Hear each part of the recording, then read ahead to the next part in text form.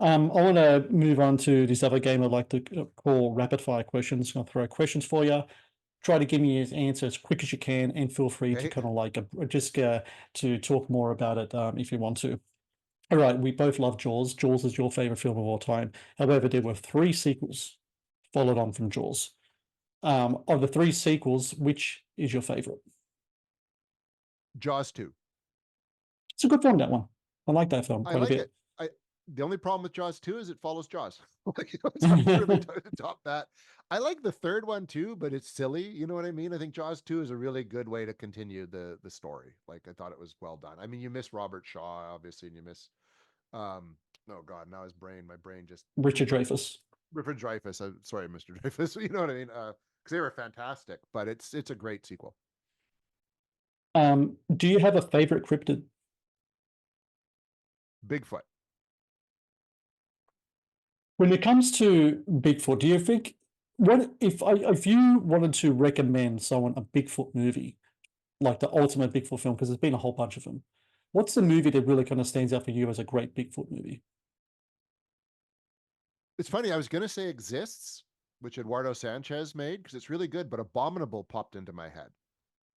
Okay. Is a yeah, and it's a I think maybe because it's a bit schlocky, you know what I mean? Because it's got like nudity and boobies and gratuitous violence and all that. But it's a pretty cool like it was low budget, but it was well made. I mean, it's got great, Lance Henriksen shows up. Oh God, the guy from Reanimator.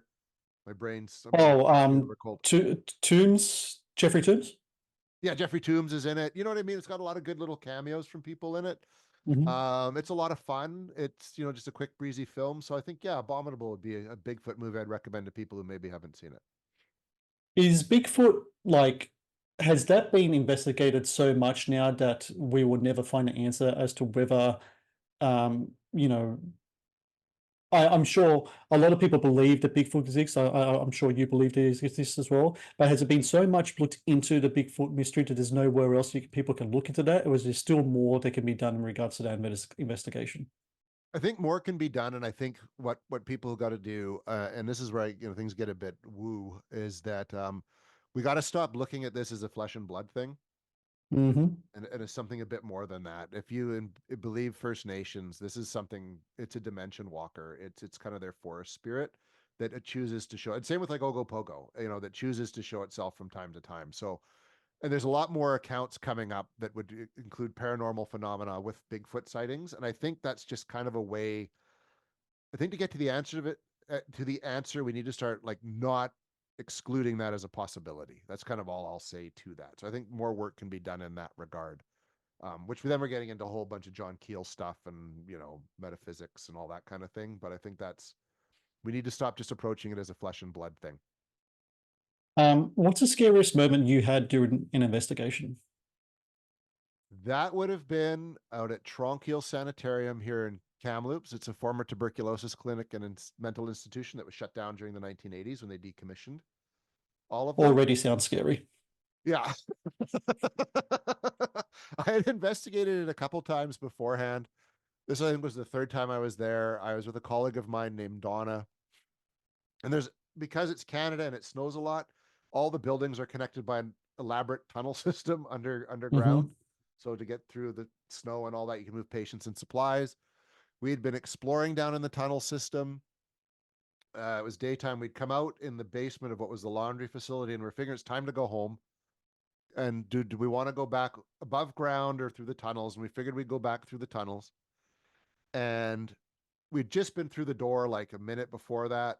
And I remember reaching out and grabbing the door and opening it. And I got it partway open, and something reefed back on that door with enough force that I was pulled off my feet and flew into the door.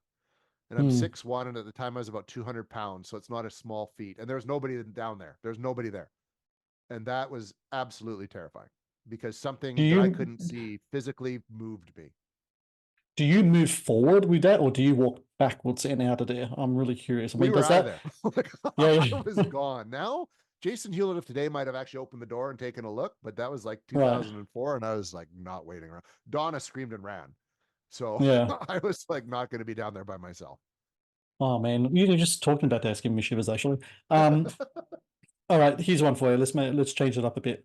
Is Die Hard a Christmas movie? Yes. I think I'm my own island here. Like I'm the one. Okay, well then to follow up, because I've asked this question now, so I think this is like the 12th, 11th or 12th Saturday conversation I had. So maybe one person has said no, in that, and so I'm slowly being swayed over to like the Die Hard is a Christmas movie camp. But then my follow up question is, if Die Hard is a Christmas movie, then Lethal Weapon has to be a Christmas movie as well, right? Yes. Okay. Yep. Okay.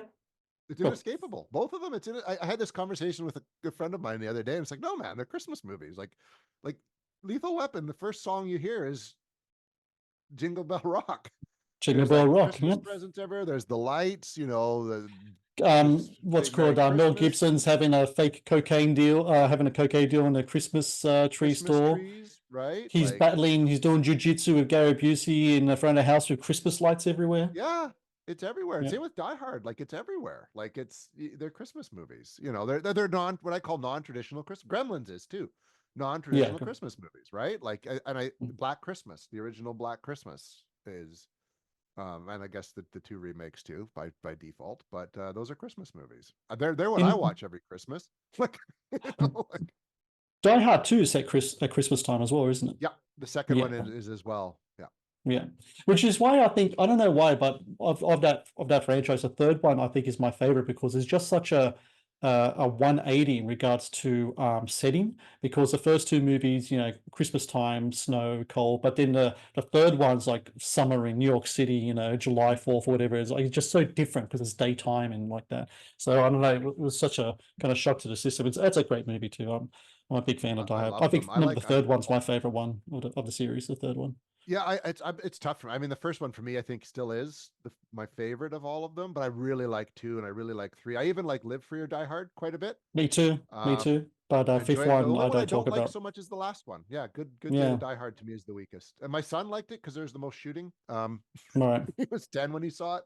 So but yeah, I think it's the weakest entry. They just kind of, not that they ran out of steam, it just wasn't well realized or Yeah. executed, I don't think. Yeah. True.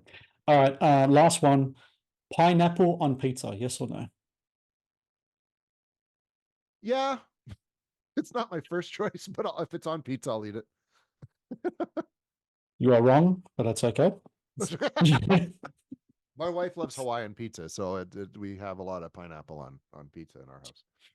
When I ask Italians this, they look at me like I'm like I said something about their mother. I mean, it's something else. I've had a couple of guests that like have Italian background, like, no, no, not happening.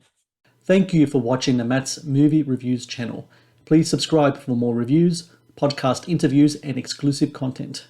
Also, if you would like to request a review and support my work, please join my Patreon via the link in the description below.